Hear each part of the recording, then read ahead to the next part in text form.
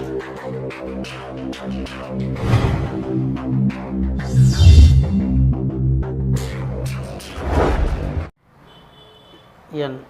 குலதெய்வமான குழுந்தலமனை போற்றி, பெரிய கற்பனசாமியை போற்றி, அனைவருக்கும் எனது பணிவான வணக்கங்கள்.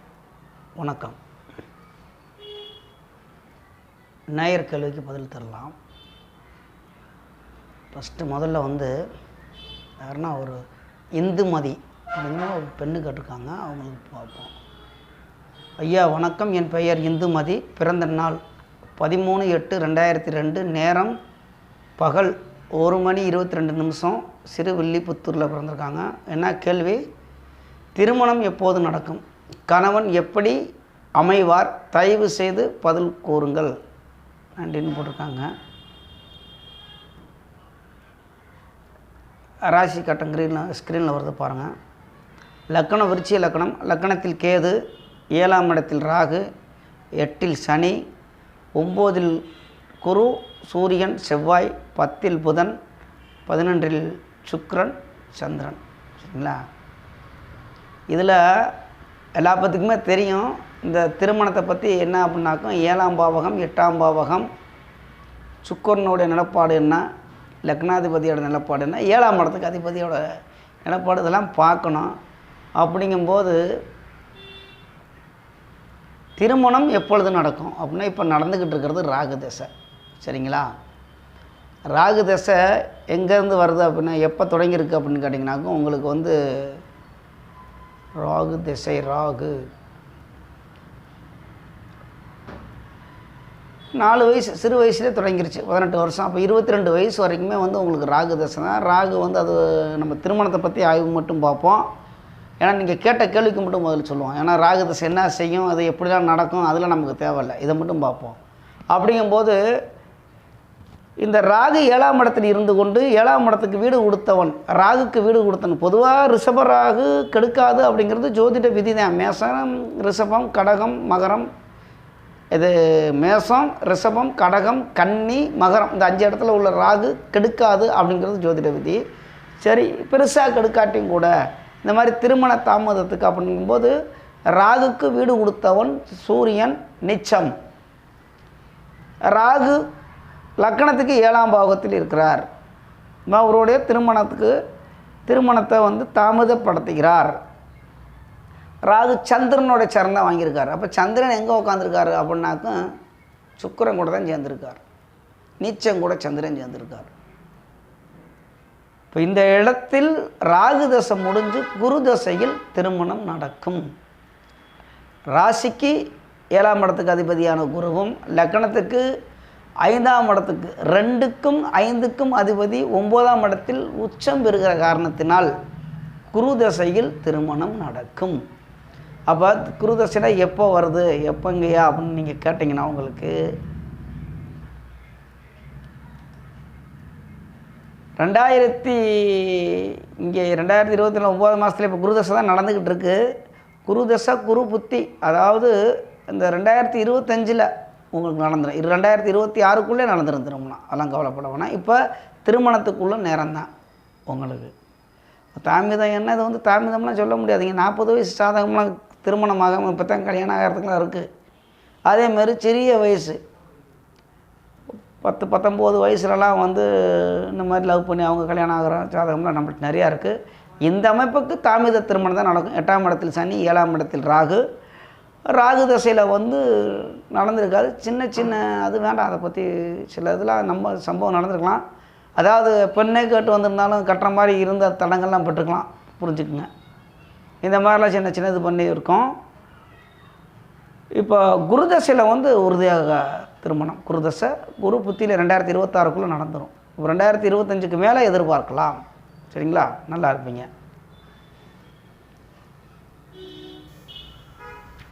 அதே மாதிரி இன்னொருத்தர் என்ன கேட்டிருக்காருனாக்கா, மீன லக்கணம்.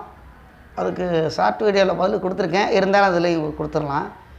மீன லக்கணம், சூரியன் 6ஆம் இடத்தில் குருவுடன் இருந்தால் மறைவாக எடுத்துக்க வேண்டுமா அப்படின்னு கேட்குறாரு. சூரிய தசா எப்படி இருக்கும் அப்படின்னு. மீன லக்கணத்துக்கு 6ஆம் இடத்துல சூரியன் ஆட்சியாக இருக்கிறார். அப்போ முடிஞ்சு, அது மறைவாக எடுத்துக்கூடாது. அந்த இடத்துல லக்னாதிபதி கூட சேர்ந்துருக்கிறார். சூப்பர். சூரிய தசை நன்றாக இருக்கும். அப்போ சூரியனுடைய காரத்துவம்னா தந்தை, வயதிற்கு தகுந்தாற் போல் தான் நம்ம ஜோதிடம் சொல்ல முடியும். சரிங்களா? அப்போ அந்த ஜாதகருக்கு எத்தனை வயசு, எந்த மாதிரி இருக்கார், அரசாங்க அனுகூலியங்கள் கிடைக்கும், தந்தை வழியில் நல்லா இருப்பார், தந்தை நல்லா இருப்பார், தந்தைக்கு நல்ல வேலை கிடைக்கும், இப்படிலாம் எடுத்துகிட்டு போய்கிட்டே இருக்கலாம். சரிங்களா? அப்போ மீன லக்கணத்துக்கு சூரியன் 6ஆம் இடத்தில் இருக்கும் பொழுது குருவோடு இணைந்திருக்கும் போது மறைவு கிடையாது, சூரிய தசை நல்லா இருக்கும். சரிங்களா? அடுத்த ஒரு நேரம் என்ன கேட்டிருக்காரு அப்படின்னாக்கும், அது ஆண் சின்னாறு பேர் திண்டுக்கல்லேருந்து கேட்டிருக்காங்க. பிறந்த தேதி வந்து 4/9/2019, நேரம் வந்து மாலை 3:15 திண்டுக்கல்லில் பிறந்திருக்காங்க. என்ன கேட்டிருக்காங்கன்னா, சின்ன குழந்தை தான், 2019லேங்கும்போது 5 வயசு தான் ஆகுது. 2019, ஆமாம், இதில் ஒரு 24 தானேப்பா, ஆமாம், 5 வயசு குழந்தை கேட்டிருக்காங்க. என் குழந்தை கல்வி மற்றும் எதிர்காலம் குறித்து தகவல்கள் கூறுங்கள். அப்புறம் குழந்தையோட அப்பா, குழந்தை என்ன வேலைக்கு, அதெல்லாம் வேணாங்க, குழந்தைக்கெல்லாம் நீங்கள் அதெல்லாம் கேட்காதீங்க. இப்போதைக்கு நேரங்காலம் எப்படி இருக்குன்னு பார்ப்போம், படிப்பை பற்றி பார்ப்போம். அப்பா வேலை நிலவரம் கேட்குறீங்க, அது சொல்லலாம். ஆய்வு செய்து விளக்கம் அளிக்கும் இதெல்லாம் நீங்கள் நேரில் கேட்கலாம். நிறையா கேள்விக்கலாம். ஒரு கேள்வி 2 கேள்வினா நான் பதில் தர்றேன். படிப்பை பற்றியும் எதிர்காலத்தை பற்றியும் அப்பாவோட வேலையை மட்டும் நான் பதில் தர்றேன். சரிங்களா? ஏன்னா வள நிறையா கேட்டுக்குங்க, அதெல்லாம் நம்ம பதில் சொல்லிகிட்டு இருக்க முடியாது. அதுக்குன்னா நீங்கள் ஃபீஸ் கட்டி ஃபோன் மூலிமா நீங்கள் கேட்டுக்கலாம். சரிங்களா? நிறையா இருக்குது. அப்போ இந்த குழந்தை பிறந்த தேதி வந்து 4/9/2019, நேரம் 3:15, புதன்கிழமை பிறந்திருக்காங்க. விசாக நட்சத்திரம் 2ஆம் பாதத்தில் பிறந்திருக்காங்க. இந்த ராசி கட்டம் ஸ்க்ரீனில் வருது பாருங்கள். லக்னம் தனுசு லக்னம், லக்னத்திலே சனியும் கேதுவும், 7ஆம் இடத்தில் ராகு, 9ஆம் இடத்தில் சூரியன், சுக்கிரன், செவ்வாய், புதன். அதில் வந்து சூரியன் 3 கிரகத்தை அஸ்தங்கம் பண்ணிட்டார். சுக்கிரனையும் செவ்வாயையும் புதனையும் அஸ்தங்கம் பண்ணி விட்டார். 11ஆம் இடத்தில் சந்திரன், 12இல் குரு வரைஞ்சிருக்கார் லக்னத்துக்கு. குருவுக்கு மறைவு எடுத்துக்க வேணாம், அப்புறம் அவருக்கு வீடு கொடுத்த ஒரு மறைவில் இருக்கார். சூப்பர். லக்னத்துக்கு 12இல், ராசிக்கு 2இல் குரு. சரிங்களா? துலா ராசி. இப்போ என்ன தசா பற்றி நடக்குது, முதல்ல என்ன கேட்டிருக்கீங்க, குழந்தையின் படிப்புனா குருவும் புதனும் வலுவாக இருக்கணும். இங்கே கொஞ்சம் வலு கம்மியாக இருக்காங்க. இப்போ என்ன தசா பற்றி பார்த்துருவோம்.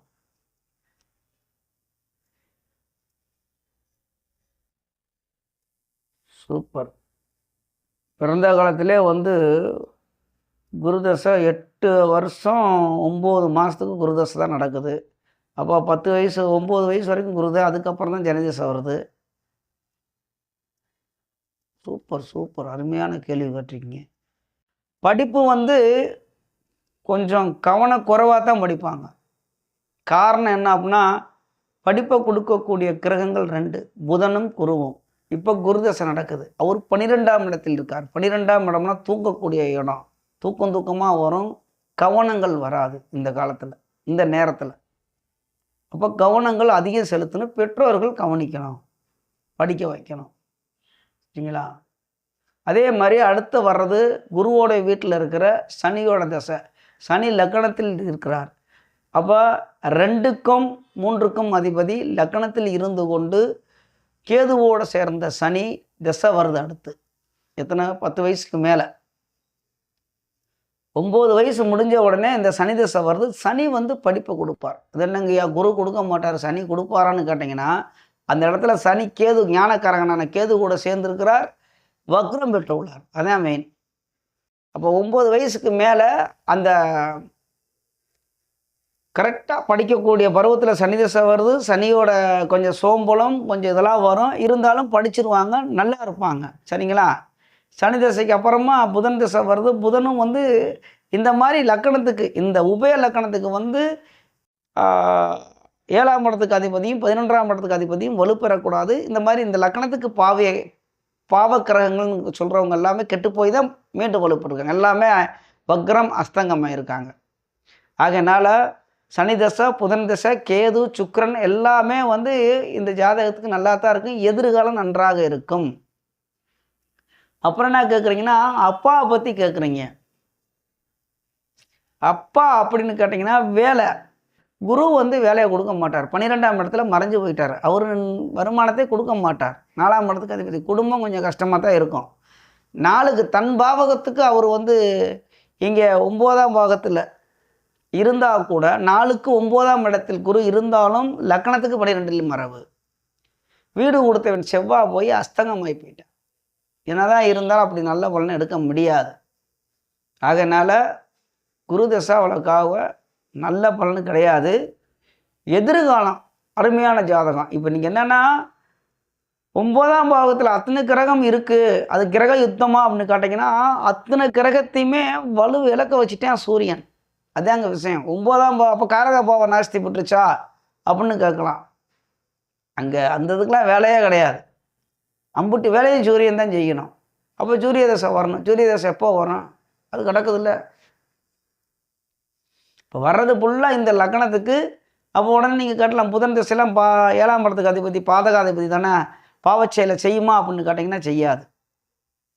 திருமணத்தையும் கொடுக்கும், குழந்தை குட்டியோட வாழ்வாங்க, திருமண வாழ்க்கை நன்றாக இருக்கும், கணவன் நல்ல கணவனாக வருவார், நல்ல அறிவாளியாக வருவாங்க. அப்பாவுக்கு இப்போதைக்கு வேலை கொஞ்சம் கம்மியாக தான் இருக்கும்.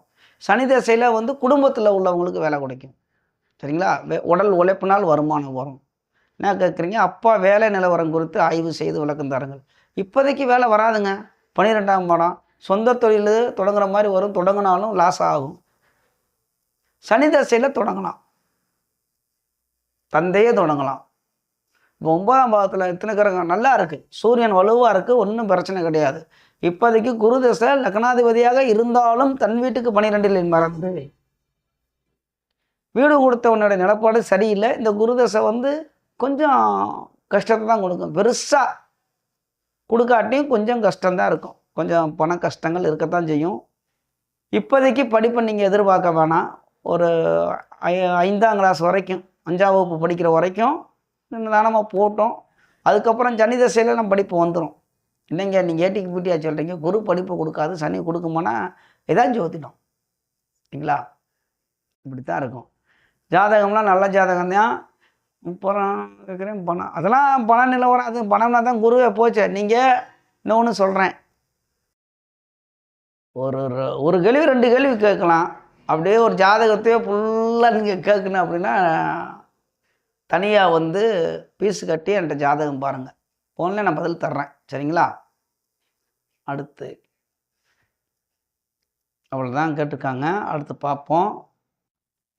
இதில் வந்து என்ன அப்படின்னு கேட்டிங்கனாக்கும், திருமணத்தில் அந்த ஒரு பெண் முன்னாடி திருமணத்தை பற்றி கேட்குறாங்க. அதை பற்றி நிறையா வீடியோகள் நம்மள்ட்ட இருக்குது. இப்போ 40 வயசில் கூட இப்போ தான் திருமணம் ஆகுது. அதனால் அவசரப்பட்டு அதை கேட்க வேணாம். 22 வயசு இருந்தாலும் பரவாயில்ல, அவங்களுக்கு பதில் தந்திருக்கேன். இதேமாதிரி என்னுடைய வீடியோ பார்க்குறவங்களுக்கு ஏதாவது சந்தேகங்கள் இருந்தால் கேள்வி கொஞ்சம் கம்மியாக இருக்கட்டும், பொது கேள்வியாக இருக்கட்டும், எல்லாருக்கும் பயனுள்ள, இதெல்லாம் பயனுள்ள கேள்வி தான். அதே மாதிரி வந்து